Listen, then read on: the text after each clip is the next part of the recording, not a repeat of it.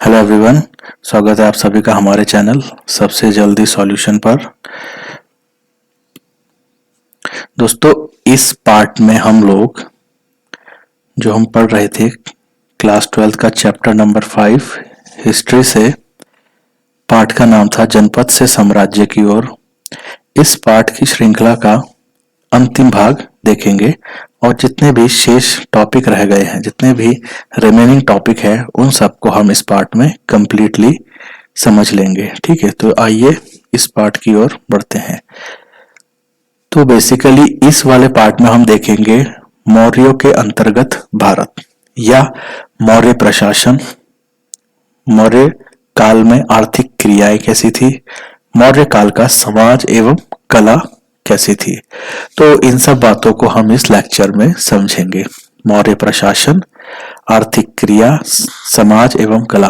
प्रशासन मतलब एडमिनिस्ट्रेशन, किस हिसाब से सत्ता, एक प्रकार से शासन किस प्रकार से करता था किंग, जनता के ऊपर किस प्रकार से वह शासन करता था, क्या क्या नियम कानून हुआ करते थे उस समय के, एवं अन्य तमाम बातों को हम प्रशासन के अंदर समझेंगे। आर्थिक क्रिया में हम यह देखेंगे कि किस प्रकार से अपने जीवन को चलाने के लिए और जो राजा है वह अपने राज्य को चलाने के लिए किस प्रकार से जो मेन सोर्स हैं उनको कैसे अर्न करता था। समाज और कला में हम उस समय का सोसाइटी देखेंगे, समाज किस प्रकार था, और कला में हम कलाकृति वाली चीजें देखेंगे जिसमें किस प्रकार के उस समय महलों का निर्माण किया जाता था। ठीक है, मूर्तियां किस प्रकार की बनती थी, या जो जो कलाकृति के काम उस समय पे किए गए हैं उन सबको हम कला के अंतर्गत देखेंगे। तो आइए इस पर देखते हैं मौर्य साम्राज्य का प्रशासन। ठीक है, अब मौर्य साम्राज्य के प्रशासन की बात की जाए तो सबसे बड़ा पद प्रशासन में राजा का होता था, सर्वोच्च पद। ठीक है, राजा के अंतर्गत आते थे मंत्री, मतलब राजा को सलाह देने के लिए उसकी एक काउंसिल थी। अब राजा को तो हर क्षेत्र की जानकारी नहीं है। ठीक है, तो अब जैसे मान लो कृषि के क्षेत्र में जानकारी चाहिए, तो कृषि के बारे में भी राजा को, ऐसा तो नहीं है कि सारी चीजें राजा को ही मालूम होंगी। ठीक है, व्यापार किस प्रकार से करना है, ठीक है, किस प्रकार से व्यापारिक गतिविधियां होनी है, किस प्रकार से खनन होना है, किस प्रकार से कर व्यवस्था लागू करनी है, किस प्रकार से खेती बाड़ी और किस प्रकार से सिंचाई व्यवस्था को चालू करना है। तो तमाम जो चीजें होती है, जैसा आज भी हम देखते हैं गवर्नमेंट ने अपने डिपार्टमेंट बनाए रहते हैं। शिक्षा से संबंधित अलग विभाग होगा, सड़क परिवहन मंत्रालय अलग होगा, कपड़ा का मंत्रालय अलग होगा, गन्ना विकास मंत्रालय अलग होगा। ठीक है, किसान विकास मंत्रालय, देखो हर चीज का अपना अपना एक डिपार्टमेंट है। ठीक है, आज के समय में वैसा ही राजा के समय में भी है, मतलब मौर्य काल में। अब मौर्य काल में सबसे सर्वोच्च पद जो उस पर टॉप का पोस्ट है वो तो है राजा का। ठीक है, ये सुप्रीम है, सबसे बड़ा ये है। और इसको सलाह देने के लिए इसका एक मंत्री परिषद होता था, जैसा मैंने आपको अभी बताया। तो इस मंत्री परिषद में 27 लोग होते थे। कितने लोग होते थे? 27 लोग। अब इन 27 लोग में सबके सब एक एक संबंधित विभाग से अटैच हैं। कोई कृषि से अटैच है, कोई खनन से अटैच है, कोई व्यापार से अटैच है। मतलब कृषि वाला कृषि से संबंधित जानकारी, आदेश, जो जो खामियां है, जिन जिन क्षेत्रों में विकास करना है, जो भी कृषि से रिलेटेड प्रॉब्लम है, सॉल्यूशन है, वो सब एक अध्यक्ष देगा राजा को। दूसरा खनन, ठीक है, खनन से रिलेटेड माइनिंग हो रही, खुदाई हो रही, खनिज पदार्थ मिल रहे हैं, जो भी खुदाई से रिलेटेड काम है वो एक अध्यक्ष देगा राजा को। व्यापार, ट्रेड किस प्रकार से करना है वह एक अध्यक्ष देगा। अब मान लो सिंचाई व्यवस्था है, मतलब उस समय पर खेतों में पानी पुनी की लगाने की व्यवस्था किस प्रकार से करी जाए, उस व्यवस्था में कितना टैक्स लिया जाएगा, क्या चीजें होंगी, उसके लिए एक अध्यक्ष। तो इस प्रकार के जितने भी अलग अलग क्षेत्र होते थे उन सब के लिए एक एक अध्यक्ष हुआ करते थे। और इन टोटल अध्यक्षों की संख्या थी 27। और ये 27 रिपोर्ट करते थे किसको? राजा को, जैसा आज होता है। ठीक है, तो हमने प्रशासन में देखा सबसे सर्वोच्च पद राजा के अंतर्गत आता था। राजा का एक मंत्री परिषद, मंत्री परिषद में उसके 27 अध्यक्ष होते थे। ठीक है, और हर अध्यक्ष किसी न किसी एक संबंधित क्षेत्र से जुड़ा होता था। चलिए आगे देखते हैं। अब इन्हीं मंत्री परिषदों में से सबसे मुख्य पद या अधिकारी, सबसे मुख्य पद और अधिकारी कौन था? जैसा आप जानते हैं, पैसा सबसे ज्यादा इंपॉर्टेंट चीज होता है। आज की तारीख में भी सरकार चाहे कितने भी क्षेत्रों का निजीकरण कर ले, प्राइवेटाइजेशन कर ले, प्राइवेट कंपनियों को उसमें आने की अनुमति दे दे, किंतु कुछ क्षेत्र ऐसे हैं जहां सरकार अपना हस्तक्षेप ही रखती है, मतलब अपना कंट्रोल ही रखती है। एक होता है पैसे वाला क्षेत्र और एक होता है पावर वाला। इसमें आप देखेंगे जुडिशरी सिस्टम, ये गवर्नमेंट के अंतर्गत ही आएगा, ठीक है। और law and order maintaining body, मतलब कानून व्यवस्था को बरकरार रखने वाला जो तंत्र है, उसमें जिसमें पुलिस आ जाती है आपकी, तो ये सरकार के अंतर्गत ही रहेगा, ठीक है। इसमें निजीकरण, प्राइवेटाइजेशन नहीं करती है सरकार। वैसे ही उस समय पर जो मुख्य पद और पद अधिकारी होता था, उसका पद क्या है? टैक्स, पैसे से रिलेटेड अधिकारी, जो पैसे का और टैक्स, जो टैक्स कलेक्शन का काम होगा, उसके लिए एक अधिकारी रखा रहता था और यही सबसे मुख्य होता था। सबसे मुख्य यही है और इस अधिकारी के अंतर्गत कई अधिकारी आते थे, ठीक है।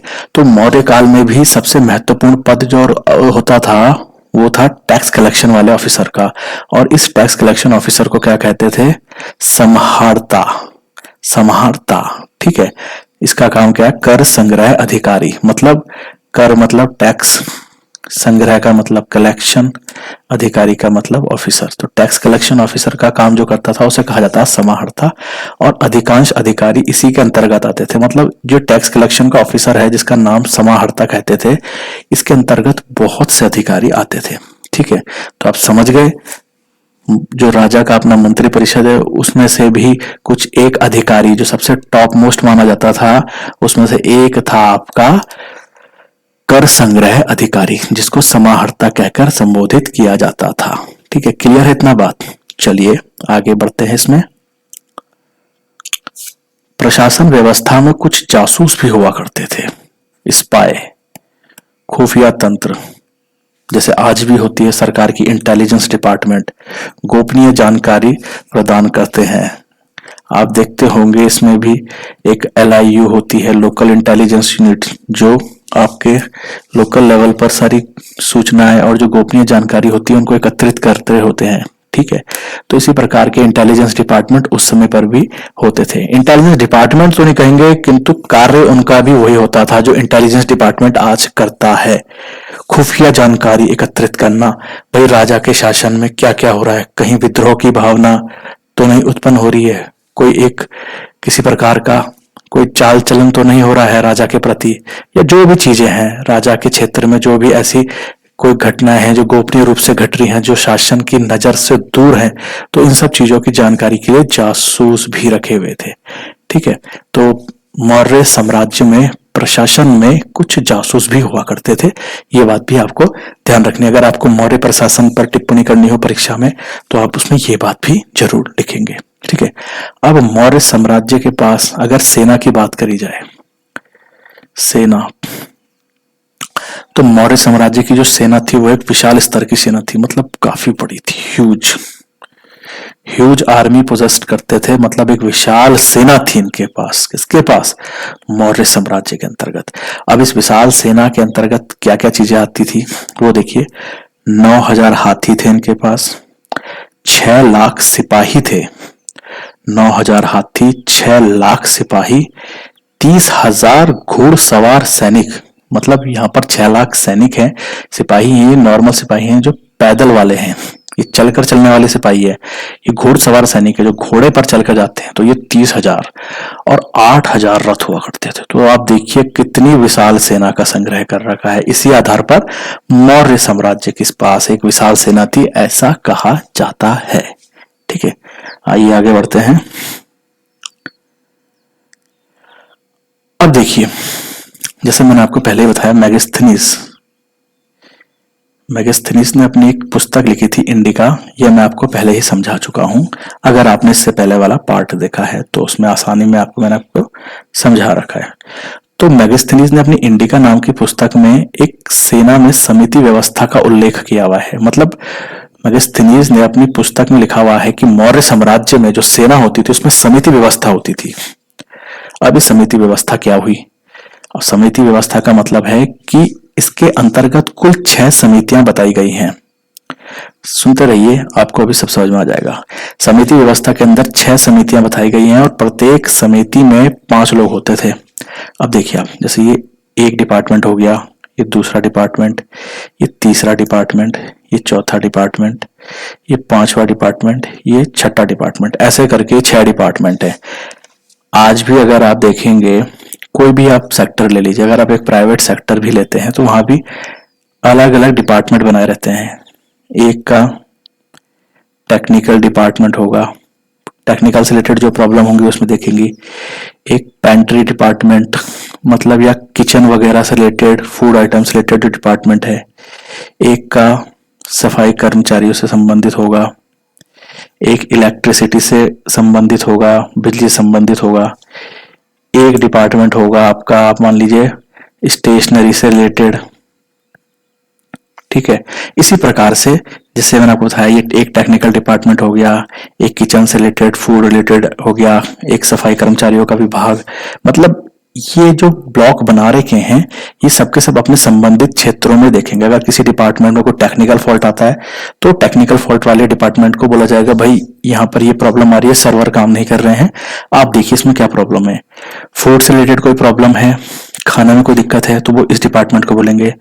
ऑफिस में गंदगी हो रही है तो इस वाले डिपार्टमेंट। इसी प्रकार से अगर देखा जाए तो आज के समय पर तो है ये व्यवस्था, ठीक है।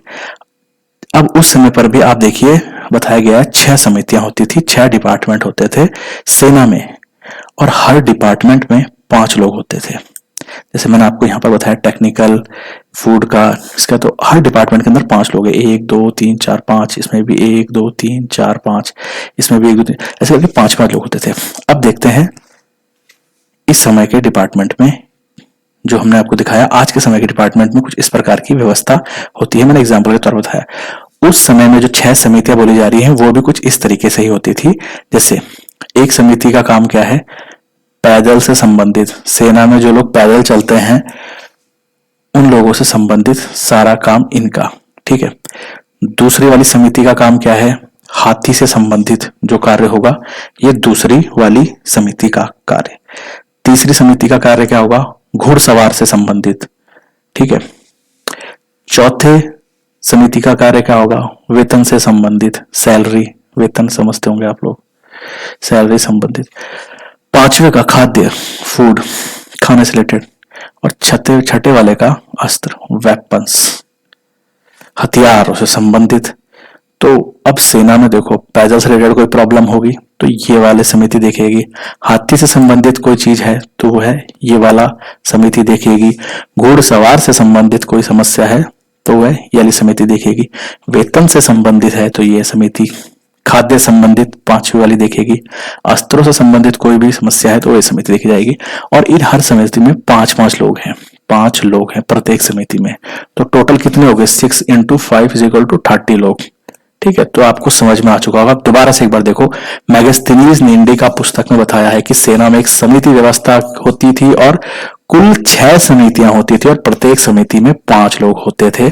और मैंने आपको इस समिति आज के हिसाब से भी एक नीचे एग्जांपल देके समझाया है यहाँ पर। फिर उसके बाद मैंने आपको जो उनकी समिति व्यवस्था थी उसके हिसाब से बताया। एक समिति पैदल से, एक हाथी से रिलेटेड, एक घोड़सवार, एक वेतन, एक खाद्य और एक अस्त्र से संबंधित चीजों को देखेगी। तो यह मैगस्थनीज ने अपनी इंडिका पुस्तक में बताया है, ठीक है। तो परीक्षा में समिति व्यवस्था के बारे में अगर उल्लेख करने को प्रश्न आता है तो आपने इस प्रकार से इसका उत्तर देना है अपने शब्दों में। मुख्य बात है आपको समझ में आना चाहिए, ठीक है। चलिए आगे बढ़ते हैं। न्याय तंत्र, जस्टिस कैसे करा जाता था भाई, न्याय कैसे करा जाता है। कुछ गलत हो रहा है, कुछ सही हो रहा है, उसका सॉल्यूशन कैसे करेंगे। समाज है, कुछ ना कुछ होता रहता है। प्रत्येक व्यक्ति अपनी गलती नहीं मानता है क्योंकि उसके दृष्टिकोण में वह हमेशा निर्दोष होता है। यह मानव रीत है, चाहे प्राचीन काल हो, मध्यकाल हो, चाहे आधुनिक काल हो। किसी भी समय में जहां पर अधिक लोग का अगर एक साथ गुजर बसर होता है तो वहां पर डेफिनेटली ये बात है कि आपसी विवाद, झगड़े जरूर होंगे। और जब झगड़े होंगे दो पक्षों के बीच में तो कोई ना कोई अपनी गलती तो मानता नहीं है। एक दूसरे पर प्रत्यारोपण होता रहता है कि भाई तुम्हारी गलती है, अगला कहेगा भाई नहीं तुम्हारी गलती है। तो ऐसे में बहुत असमंजस की स्थिति उत्पन्न होती है और यहाँ पर एक चीज की आवश्यकता होती है जिसे हम कहते हैं न्याय तंत्र, न्याय प्रणाली। तो देखो मैंने आपको पहले बताया सर्वोच्च पद राजा, न्याय लेने का फैसला तो करने का अधिकार है भैया राजा को। किसी ने 10 मर्डर करे हैं, राजा के पास आया, राजा चाहे तो उसे फांसी दिलवा दे, चाहे माफ कर दे, इससे ऊपर कोई नहीं है। जो राजा कह देगा वही सही होगा। सारी ऑथराइज्ड जो पावर है वो राजा के पास है और इससे ऊपर आप इसको कहीं और सुनवाई नहीं होगी, ठीक है। तो सर्वोच्च पद तो हो गया राजा का न्याय संबंधित। और यहाँ पर कुछ प्रकार के न्यायालयों की बात करी गई, जैसे नागरिक न्यायालय, अपराध संबंधी न्यायालय, ग्रामीण स्तर पर सक्रिय थे। जो रूरल एरिया होते हैं, ग्रामीण स्तर के क्षेत्र होते हैं, वहां पर नागरिक न्यायालय और अपराध संबंधी न्यायालय टाइप का एक गठन दिखाया जाता है, जिसमें अधिकांश फैसले जो एक जज की भूमिका होती है वह बुजुर्ग लोग करते थे। जो उस क्षेत्र के बुजुर्ग लोग होंगे, सीनियर लोग होंगे, वो लोग मिलके करा करते थे, ठीक है। तो न्याय तंत्र मौर्य काल में आप समझ चुके होंगे किस प्रकार का है। मैंने बताया सर्वोच्च पद राजा का है, किंतु कुछ कुछ ग्रामीण स्तर पर नागरिक न्यायालय और अपराध संबंधित न्यायालय भी देखने को मिलते हैं, जिसमें अधिकांश मसले बुजुर्गों द्वारा निवारण किया जाता था, मतलब सॉल्व के द्वारा, ठीक है। समझ में आ गया होगा इतना, आगे बढ़ते हैं। अब देखो मौर्य साम्राज्य कितने प्रांतों में बटा था। प्रांत मतलब समझो आप एरिया, जैसे आज स्टेट्स कहते हैं। पूरा इंडिया है, इंडिया के अंदर कई स्टेट्स आते हैं, प्लस कुछ यूनियन टेरिटरी है, मतलब केंद्र शासित प्रदेश, ठीक है। देखो भारत जो है, भारत एक तरह से आप कलेक्शन है ना, पूरा भारत है वो कई राज्यों में बटा हुआ है, कई राज्यों में और कई केंद्र शासित प्रदेशों में। सभी राज्यों को जोड़ करके क्या कहलाया जाता है, भारत, मतलब राज्य प्लस केंद्र शासित प्रदेश, ठीक है। तो वैसे ही जो मौर्य साम्राज्य था वह कुल 5 प्रांतों में बटा था। आप समझ लीजिए कुल 5 स्टेट्स थे उनके, टोटल 5 स्टेट्स, 5 राज्यों में बटा हुआ था ये।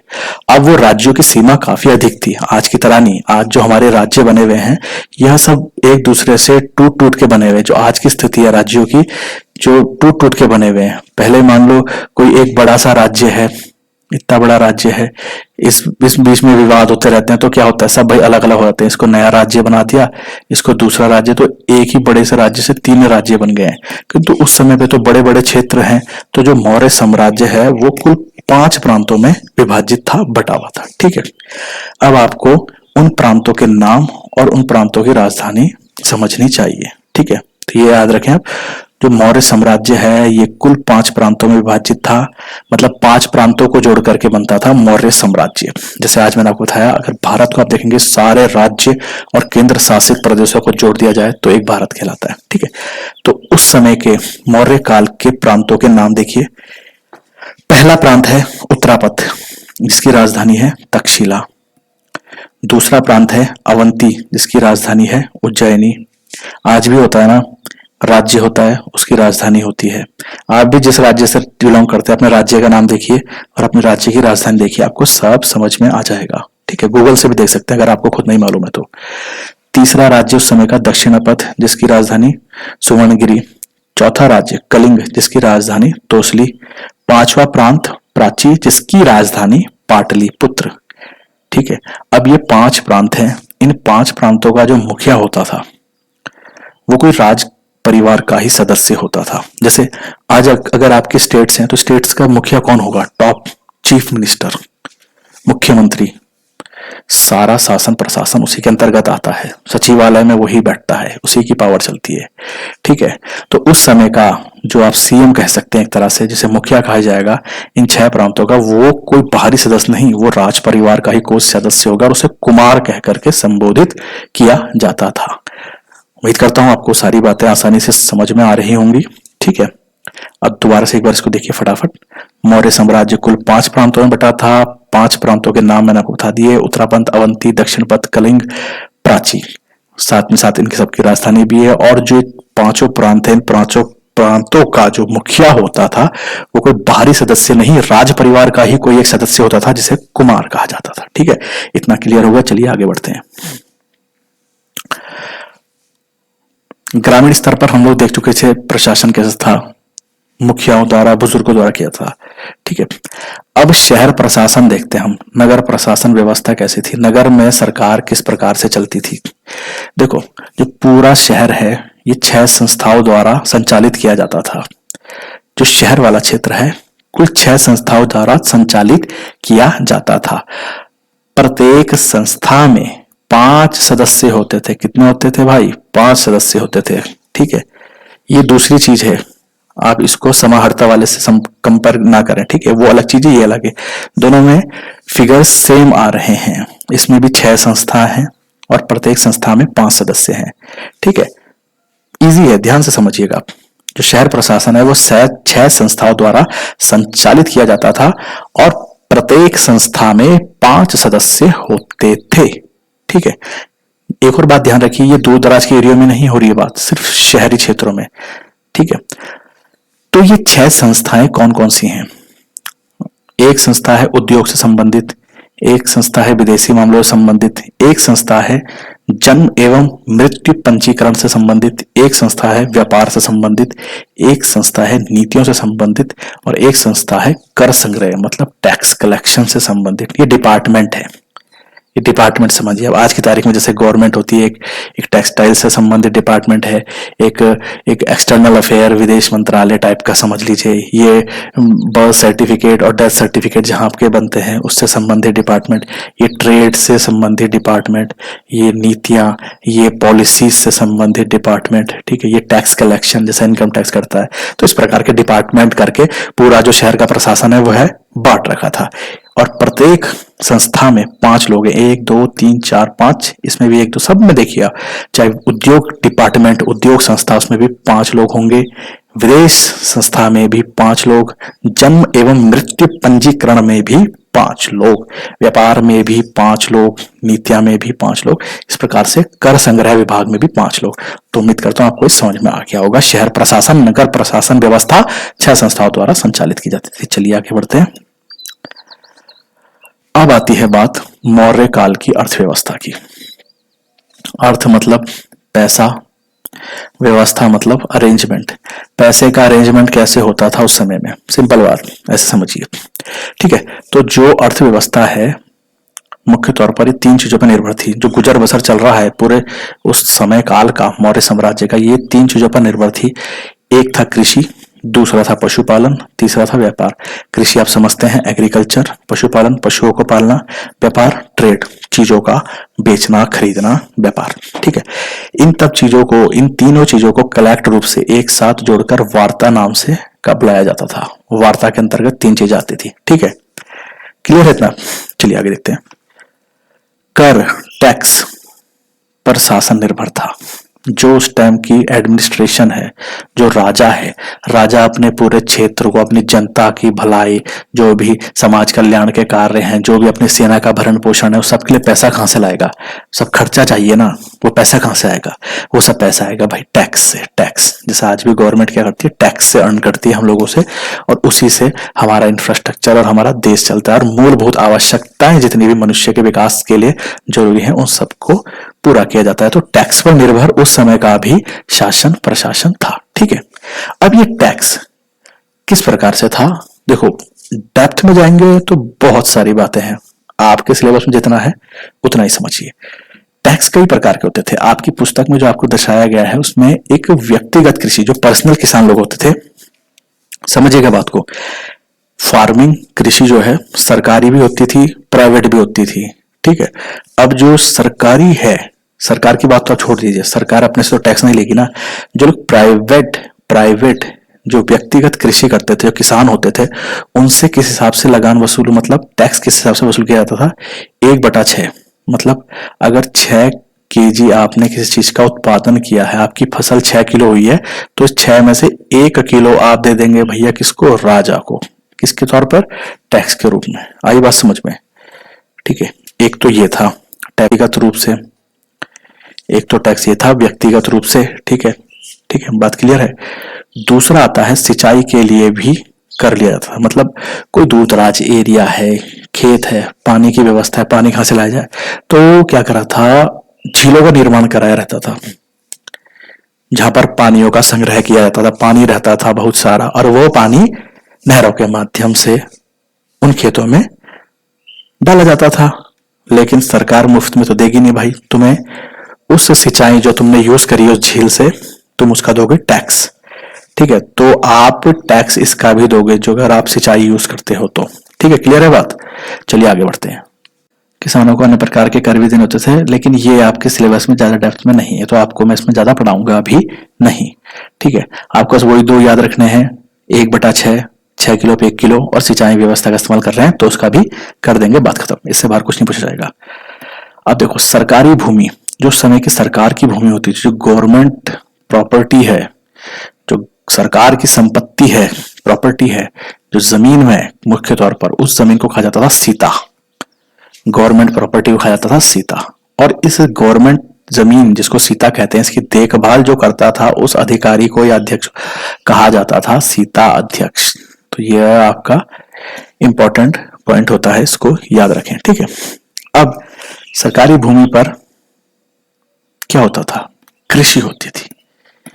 कृषि करता कौन था, अब राजा तो आएगा नहीं हल लगाने, तो क्या होता था, जब युद्ध होते थे, युद्ध के समय पर एक ये राजा है, एक ये राजा है, इसकी अपनी सेना है, इसकी अपनी सेना है, दोनों के बीच में युद्ध हुआ, ये राजा जीत गया और ये राजा हार गया। अब हार गया का मतलब ये थोड़ी कि इसकी जितनी सेना थी सबको गोली से उड़ा दो, नहीं, बहुत से सेना के कुछ लोग बच जाते थे, तो ये सब इस राजा के अंडर आ गए, जितनी भी इसकी सेना है।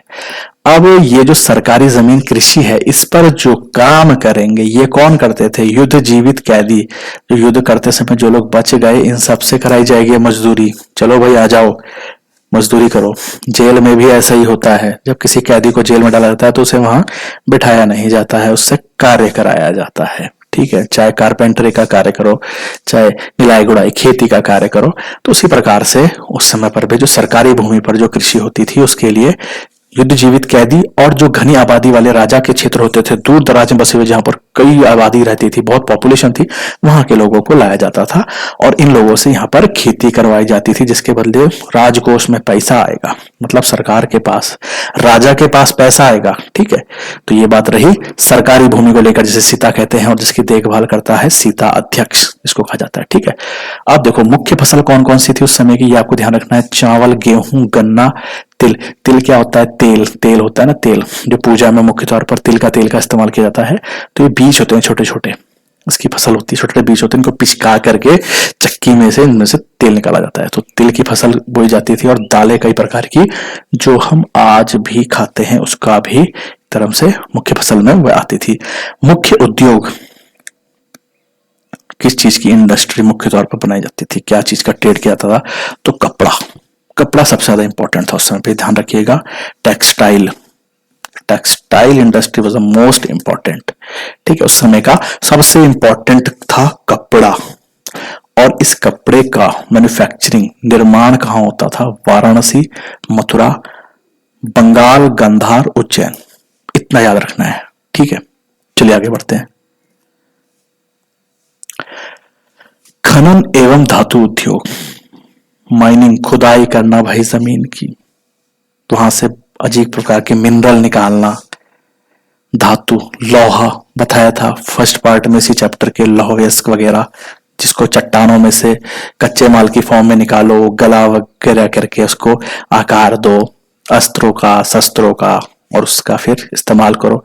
तो ये वाला कार्य सेकेंडरी लेवल पर था। प्राइमरी, फर्स्ट लेवल पर कौन से, प्रथम स्तर पर आपका कपड़ा आया, दूसरे स्तर पर खनन और धातु।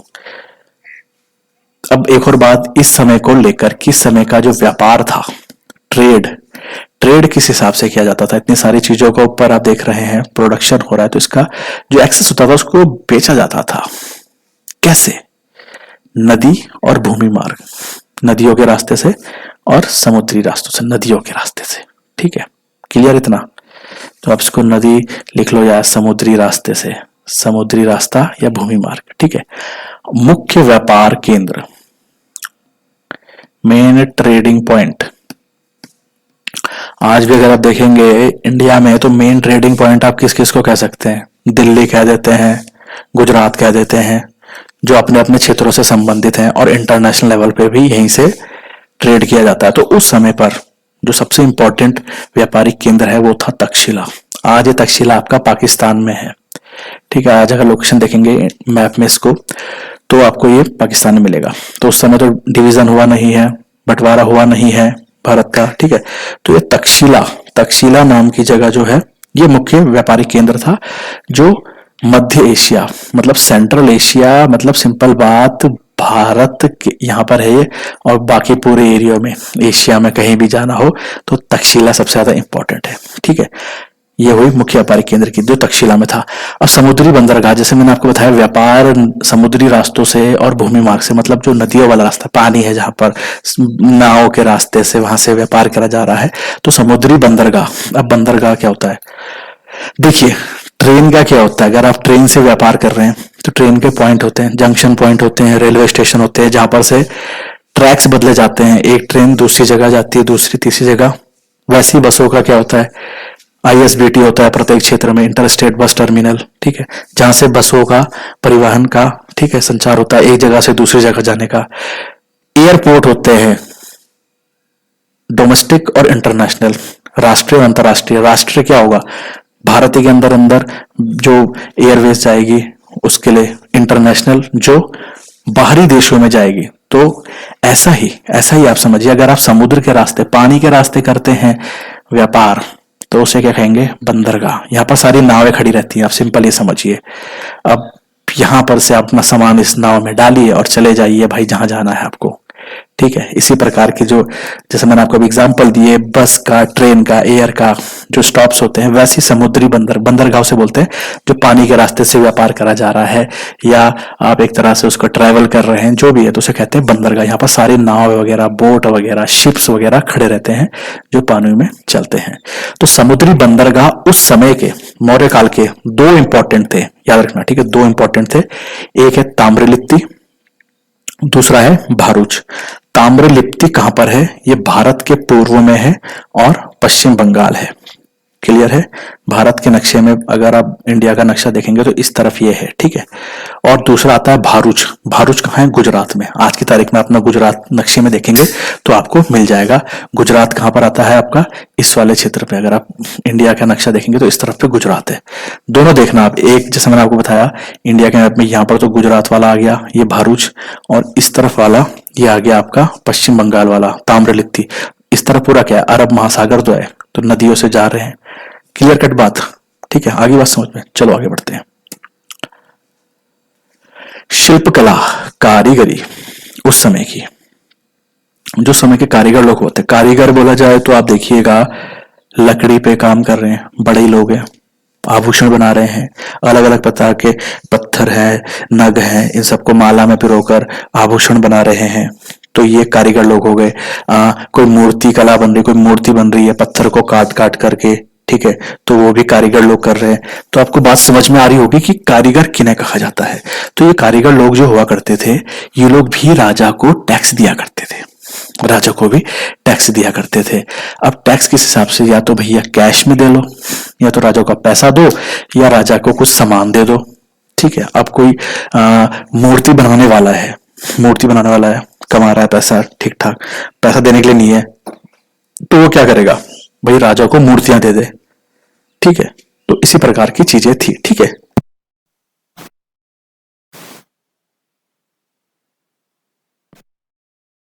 तो आप जो कारीगर लोग हुआ करते थे वो भी राजा को टैक्स दिया करते थे, नगद या सामान के रूप में, ठीक है।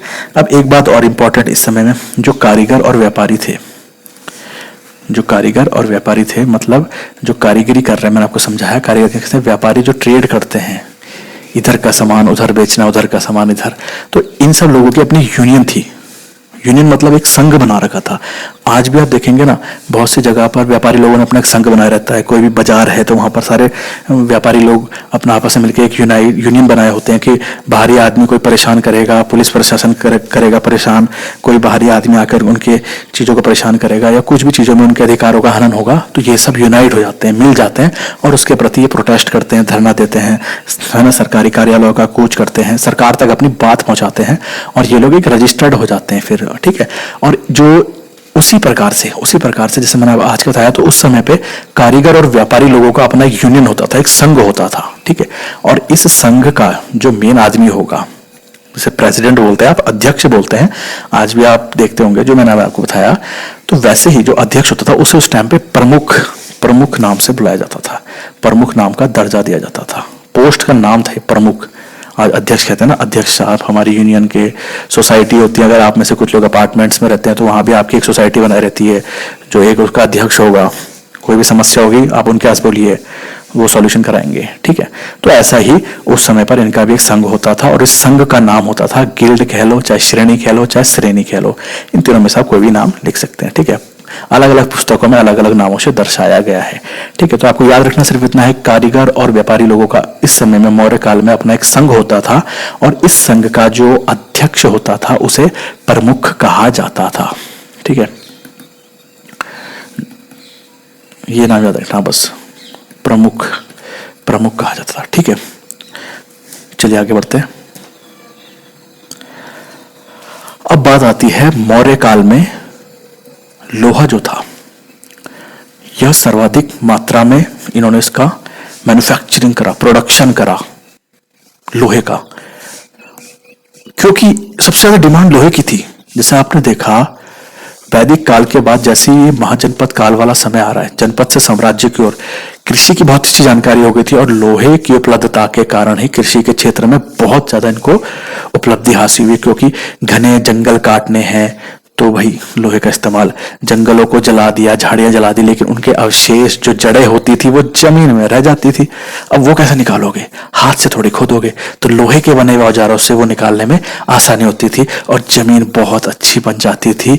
उसमें एक तरह से जो हल लगता है वो बहुत आसानी से, बढ़िया तरीके से लगता था और उसी के फलस्वरूप जो कृषि में उत्पादन होता है, फसल होती थी, वो बहुत अच्छी गुणवत्ता की प्राप्त होती थी और अधिक मात्रा में प्राप्त होती थी।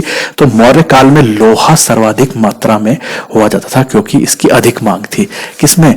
कृषि में बहुत, मैंने आपको बता दिया, उद्योग, फैक्ट्रियां बनी, फैक्ट्रियों में क्या है, लोहा चाहिए। आज भी आप फैक्ट्री देखेंगे, कोई भी फैक्ट्री हो, ह्यूमन रिसोर्स को अगर अलग कर दे, मानव संसाधन जो मनुष्य लोग हैं वहां, उनको आप अलग कर देंगे तो वहां क्या है, लोहा ही तो है भाई। बड़ी बड़ी फैक्ट्रियों में लोहे से तो सारे उनके उपकरण, औजार जितने भी हैं सब लोहे की ही देन है, लोहे से ही बने हैं। तो उस समय पर भी उद्योगों में भी लोहे की अधिक आवश्यकता होती थी। प्लस सेना, आर्मी में तो चाहिए ही भाई, वेपन्स कहां से बनेंगे, हथियार। साधारण भाषा में, आम बोलचाल की भाषा में समझा रहा हूं आपको, समझने की कोशिश कीजिएगा, ठीक है। तो सेना में, उद्योग में, कृषि में लोहे की अधिक मांग थी, इसी कारण उस समय में लोहा सर्वाधिक मात्रा में प्राप्त होता है। किंतु एक बात ध्यान रखिएगा, जो लोहा था किंतु एकाधिकार प्राप्त था लोहे को, मतलब जो लोहे का बिजनेस है, अगर आप लोहे की माइनिंग करेंगे, खुदाई करें, उसको लाएं, गलाएं, इन सब चीजों का प्रोडक्शन करें, वो प्राइवेट आदमी नहीं करेगा, निजी आदमी नहीं कर सकता व्यक्तिगत रूप से, ये सिर्फ सरकार के पास मतलब शासन कौन कर रहा है, तो राजा के अंतर्गत ही ये कार्य होगा, ठीक है। और राजा ने इस सब की नियुक्ति के लिए एक अधिकारी रखा हुआ था जो लोहे का क्षेत्र पूरा देखता था, तो और उस अधिकारी को कहा जाता था लोहा अध्यक्ष, याद रखिएगा, ठीक है। चलिए आगे बढ़ते हैं। समाज के बारे में इस समय ज्यादा बातें नहीं देखने को मिलती हैं, कुछ एक बातें हैं वो आप देख लीजिए।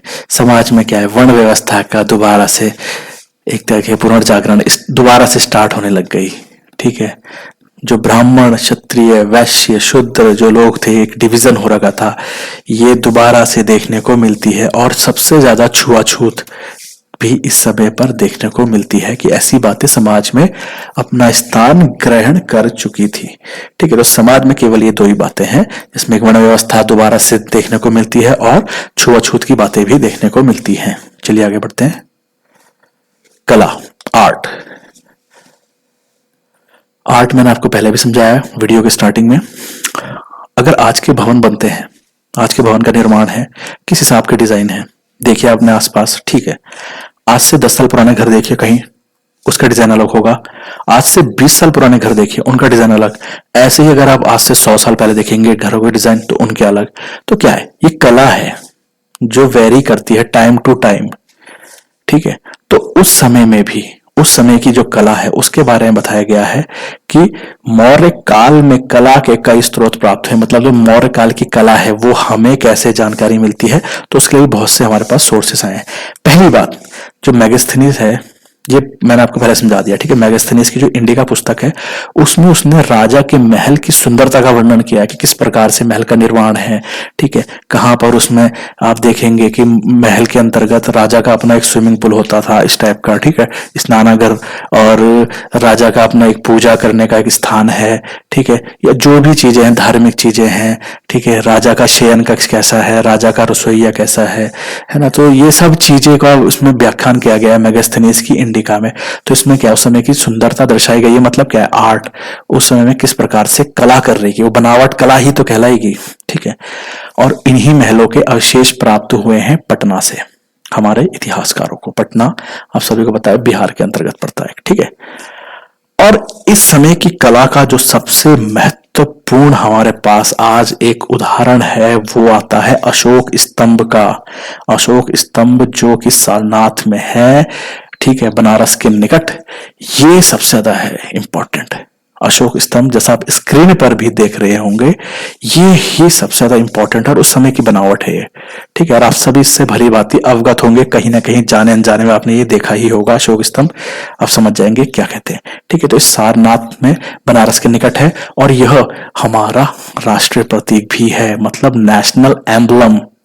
नेशनल एम्बलम भी है हमारा राष्ट्रीय प्रतीक, सरकार के द्वारा इसको लिया गया है, ठीक है। सरकारी दस्तावेजों में आप देखते होंगे 3 मुंह वाला वो शेर दिखता है आपको आगे से, आ रही बात ध्यान में, और स्क्रीन में भी आपको दिख रहा हुआ, ठीक है। और इस अशोक स्तंभ के बारे में, जो सारनाथ का स्तंभ है, इसके बारे में थोड़ी सी महत्वपूर्ण जानकारी हमको जरूर होनी चाहिए, क्योंकि परीक्षा में यह जरूर पूछा जाएगा, ठीक है।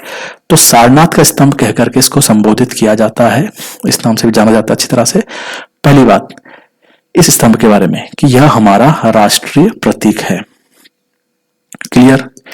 दूसरी बात, यह स्तंभ एकाश्म पत्थर पर बना है। एकाश्म का मतलब हुआ एक पत्थर है कोई, ये टोटल एक पत्थर है। अब इसी पत्थर को कटिंग कर करके काट काट के एक आकृति बनाई गई। तो है तो ये एक ही पत्थर, एक पत्थर है।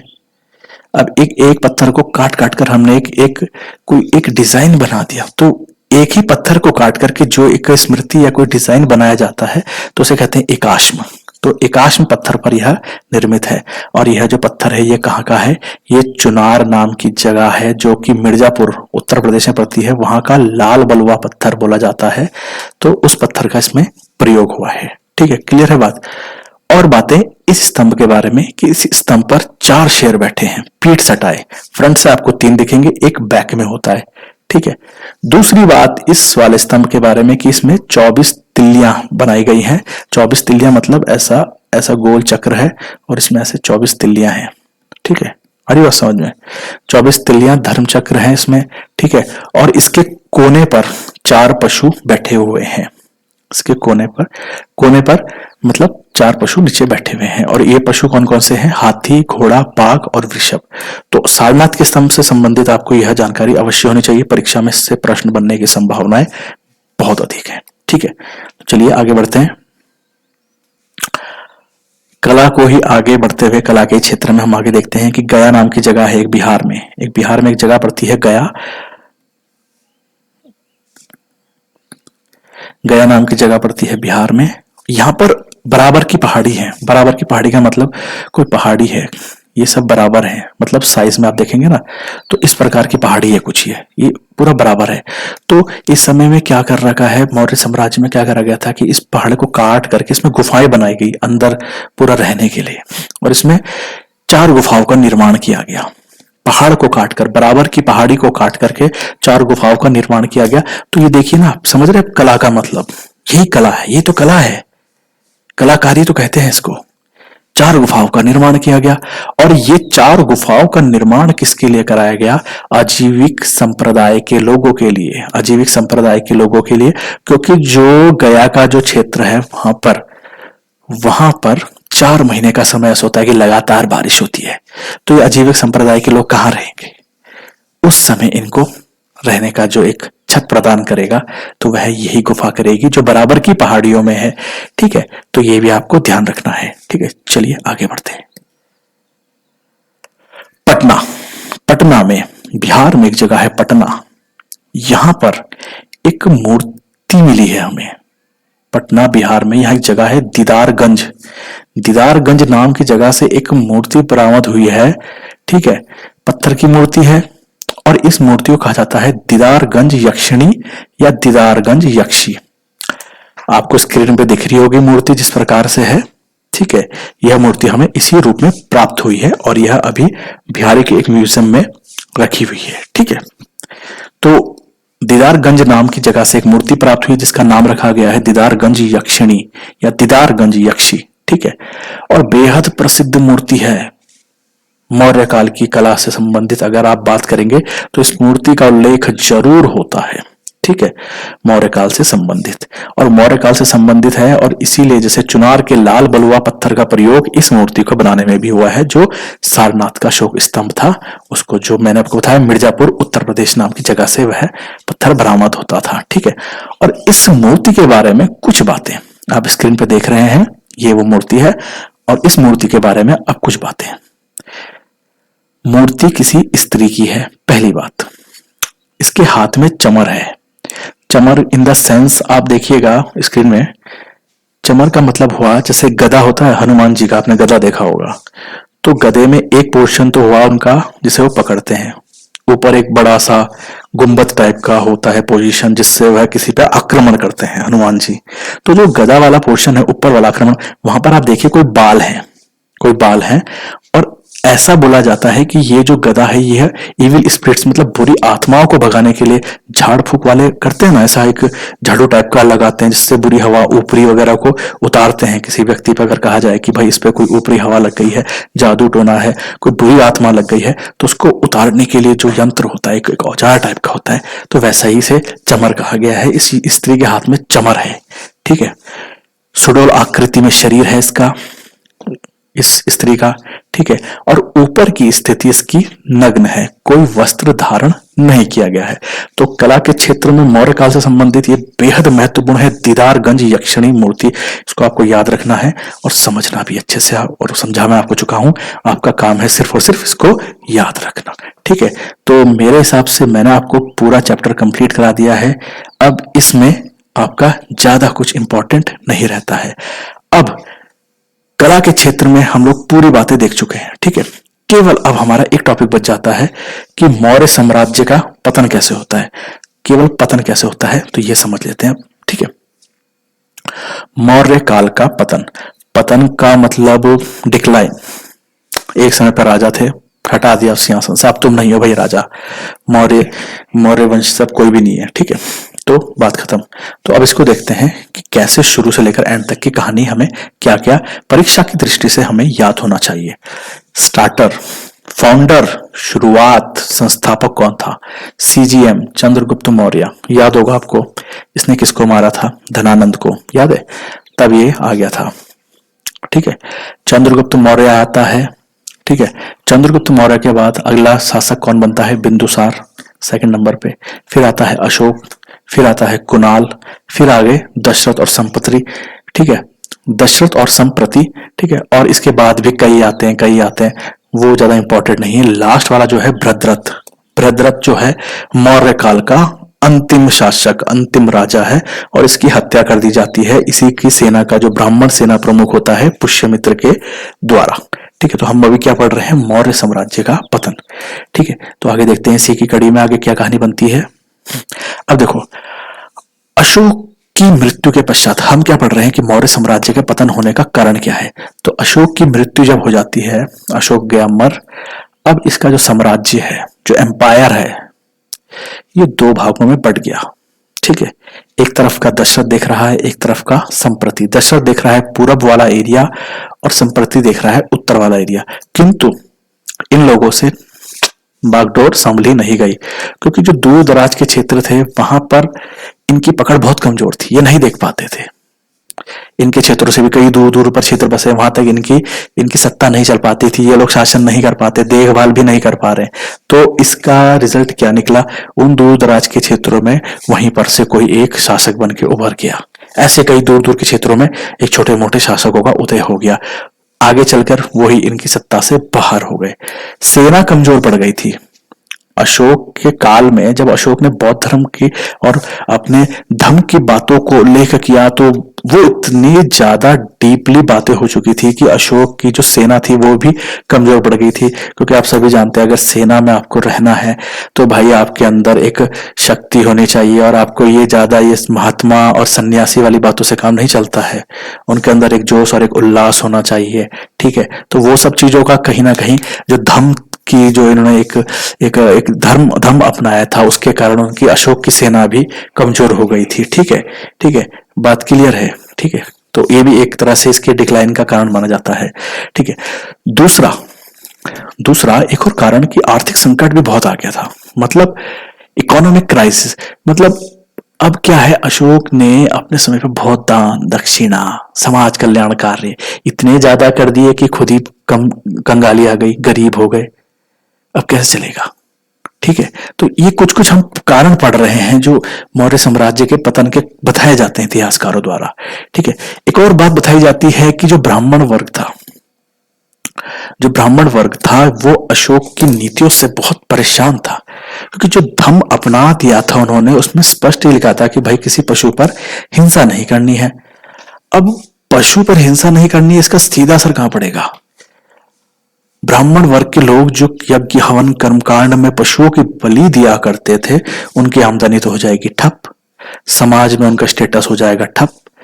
तो क्या रहेगा उनका? डायरेक्टली असर पड़ रहा था ब्राह्मण वर्ग पे, और ये लोग इस तरह के थे नाराज। तो ऐसा ही कहा जाता है कि जो पुष्यमित्र था ब्राह्मण सेना प्रमुख, उसी ने आखिरी जो आपका राजा था उसको मार दिया। जैसे मैंने आपको दिखाया ना, ये देखो यहाँ पर मैंने आपको दिखाया था, यहाँ पर ये भद्रथ बताया था ना मैंने आपको, जो मौर्य साम्राज्य की अंतिम कड़ी है, इसको कौन मार रहा है? पुष्यमित्र, इसी की ब्राह्मण सेना प्रमुख। ठीक है, तो ये बातें थी जो बताई जाती हैं कि मौर्य साम्राज्य का पतन क्यों हुआ। ठीक है, और बस केवल इतना ही था। और सर्वाधिक लोहे का उत्पादन हुआ मौर्य साम्राज्य में, और कृषि के क्षेत्र में भी मौर्य काल में बहुत उत्पादन हुआ। ये कुछ मुख्य बातें थी, और सारी बातें थी इस चैप्टर से रिलेटेड। तो मैंने आपको आज ये जो आपका NIOS का 12th क्लास का जो हिस्ट्री है, इसका चैप्टर 5 जो कि नाम है आपका जनपद से साम्राज्य की ओर, इसको हमने पूरा कंप्लीट कर लिया है। पूरा का पूरा चैप्टर पढ़ लिया है हमने, कोई ऐसी बात नहीं है जो रह गई हो। और मैं उम्मीद करता हूँ आप लोगों को भी बहुत आसानी से समझ में आएगा, क्योंकि मैंने आपको बेहद आम बोलचाल वाली यानी दैनिक जीवन में जो हम भाषा का प्रयोग करते हैं उस भाषा में समझाने का प्रयत्न किया है। ठीक है, तो यहाँ पर ये जनपद से साम्राज्य की ओर चैप्टर हमारा होता है कंप्लीट। अब इसके बाद का चैप्टर हो जाता है हमारा नया शुरू, जिसका नाम होगा मौर्योत्तर काल, मौर्यों के बाद का काल मतलब समय। तो अब हम उस चैप्टर को पढ़ेंगे अगले वीडियोस में। तो टिल देन थैंक यू आप सभी का। ठीक है, और उम्मीद करता हूँ आप सभी को समझ में आया होगा और आपकी पढ़ाई अच्छे से आपको करने में मदद मिल रही होगी जरूर हमारे वीडियो से। ठीक है, धन्यवाद।